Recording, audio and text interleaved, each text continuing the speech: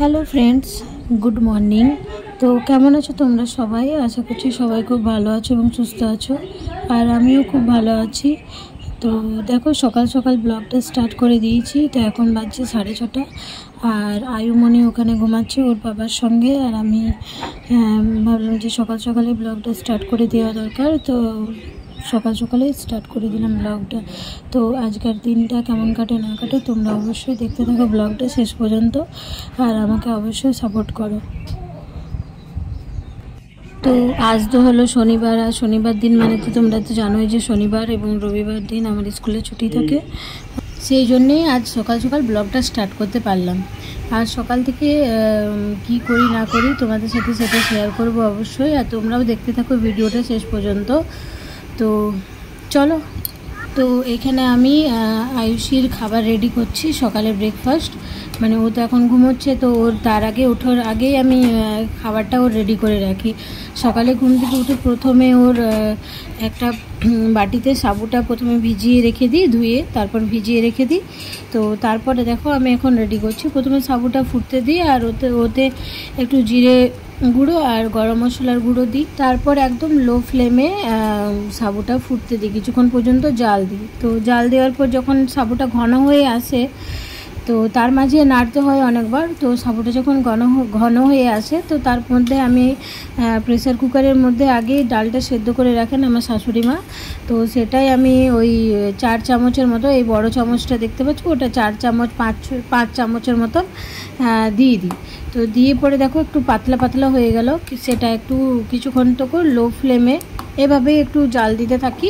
তো তারপর একটু সামান্য যখন ঘন হয়ে যায় তখনই সেটা নামিয়ে নিই বা বন্ধ করে রেখে দিই। কারণ সাবু যখনই একটু ঠান্ডা হয় না, তখনই একটু ওর মানে ঘন হয়ে যায় জিনিসটা।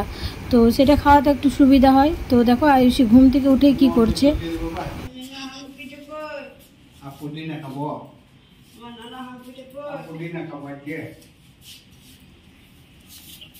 টাকনি পুদিনা টাকনি কে খাবো?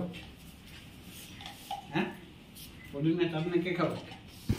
তো ওইদিকে তো তোমরা দেখতে পেলেই বাবা আয়ুর সাথে গল্প করছে, আর মা সবজিগুলো কেটে রাখছে রান্না করবে বলে। তো অমিত তো সকাল সকালেই খাবার দাবার খেয়ে তারপরে যায়, কারণ ওর তো আস্তে আস্তে রাত্রি ইদানিং হচ্ছে 11টা, কখনো হয়ে যাচ্ছে 10:30, কখনো হয়ে যাচ্ছে 11:45 এমনি। কারণ ট্রেনের যা সমস্যা এখন, ট্রেন আসতে যেতে এত লেট করছে কোনো বলার নেই। তো এখানে দেখো আমি কাপড়গুলো সবগুলো ভিজিয়ে রাখলাম। তো কাপড়গুলো সাবান গুঁড়ির মধ্যে ভেজানোর পর আমি জলের বোতলগুলো সকাল সকাল ভরে নিলাম। মানে জলের বোতলগুলো ফ্রিজে ভরা থাকলে আর ভরতে হয় না বারবার করে, তো সকালেই ভরে নিলাম। যদিও ভরতে হচ্ছে এখন বারবার করে, কারণ এতটাই গরম পড়েছে যে ফ্রিজের জল না খেলে চলছে না। আবার ফ্রিজের জল খেয়ে পরে জানো তো কী হচ্ছে, মানে গালের দুপাশগুলো ফুলে ফুলে যাচ্ছে হালকা হালকা, আর গলাটা ব্যথা করছে যখন জল খাচ্ছি বা কিছু হচ্ছে। তো আর এখানে দেখো আয়ুষী খাবার দাবার খেয়ে তারপরে ব্রাশ করছে। কি করছো? ব্রাশ করছো? হ্যাঁ, ব্রাশ করছো তুমি?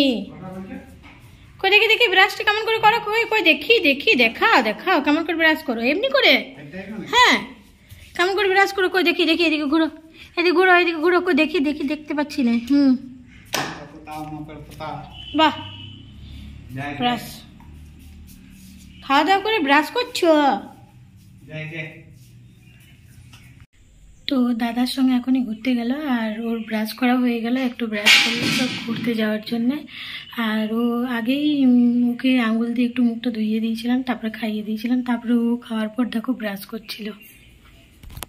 তো এখন যাচ্ছি পারবলিয়ার হাট, মানে ওখানে নিতুরিয়া দিয়েই তো যেতে হবে। তো নিতুরিয়াতে আয়ুষীকে রেখে দেবো, কারণ এই রোদ গরমে ওকে না নিয়ে গেলেই ভালো, আর আমরা ওই পথ দিয়ে চলে যাব। আর এখানে দেখো বাবা গাড়িটা বের করেছে, যে গাড়িটা সেদিন নিল, তোমাদের সাথে তো সেদিন শেয়ার করলামই। তো আজকে গাড়িটা পুজো দেবে। আর এখানে আমার স্কুটিটাও দাঁড় করানো আছে, আমরাও তো এই মাত্র বেরোবো সেই জন্যে। তো দেখো আমরা পৌঁছে গেছি, আর আয়ুষী এসে ওর দুষ্টুমি স্টার্ট করে দিয়েছে। মামা বাড়ি বলে কথা বলো তো, তাই মামা বাড়ি যায়, মামা বাড়ি ভারী মজা, কিল চড় নেই, কথাতেই আছে। আর সেটাই ও বলে যে তাই মামা বাড়ি যায়, কিলচর নেই, এই সকল। তো হাট থেকে এসে গেলাম, মানে হাটে যে জন্য গিয়েছিলাম সেই কাজ তো হলো না। আর তো এসে কিছুক্ষণ বসে আর এই দেখো এবার বেরোনোর পালা। তো আয়ুষী বলছে যাবো না। এবার দাদার সাথে দেখা হলো না এই জন্য। তো মামা বাড়িতে প্রিয় হলো ওর মামা আর ছোট দাদু ভাই।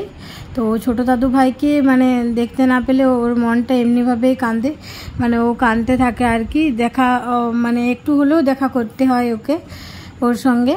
তো সেই জন্য দেখো ও বলছে যে যাবো না। আসলে ও যদি একটু দেখতে পেতো ওর দাদাকে তাহলে এটা হতো না।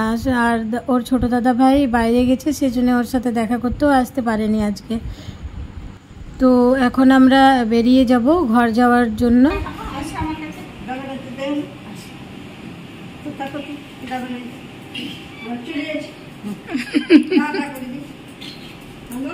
তো দেখো ও জানো তো না যাওয়ার জন্য টুপি বলছে পরবো না, আর আমি মুখটা বেঁধেছি, বলছে মা ওটা খুলে দাও। এই মাত্র এলাম বাজার করে আর নিতুরিয়া থেকে। আর এসে পরে এই যে আয়ুষীকে খাবার খাইয়ে দেবো, কারণ ও তো ঘুমিয়ে যাবে না, 12:30 বেজে গেছে। তো চলো ওকে খাইয়ে নিই, তারপরে তোমাদের সাথে আবার কথা বলছি।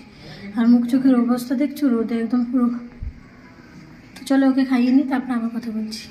তো এখন বাজছে বিকেল 4টে, আর আয়ুষী এইমাত্র ঘুম থেকে উঠলো। আর ঘুম থেকে উঠে ওর বায়না, মানে ও যে চিপসগুলো এনেছিলাম সেগুলো খাবো বলে, তো ওর জন্যে এই প্যান্টগুলো কিনলাম 4টে,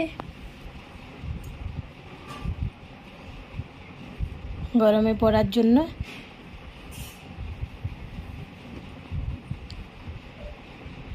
তো রাত্রের দিকে ওকে খাইয়ে দিয়েছিলাম, তারপর ঘুম পাড়িয়ে দিয়েছিলাম। তো আজকাল ব্লগটা এই পর্যন্তই। ভালো লাগলে অবশ্যই like, comment, share and subscribe করতে ভুলবে না। দেখা হচ্ছে অন্য কোনো ভিডিওতে। তো ততক্ষণ bye and thanks for watching guys. দেখতে পাচ্ছ আমার দুষ্টু মেয়ের কাণ্ড।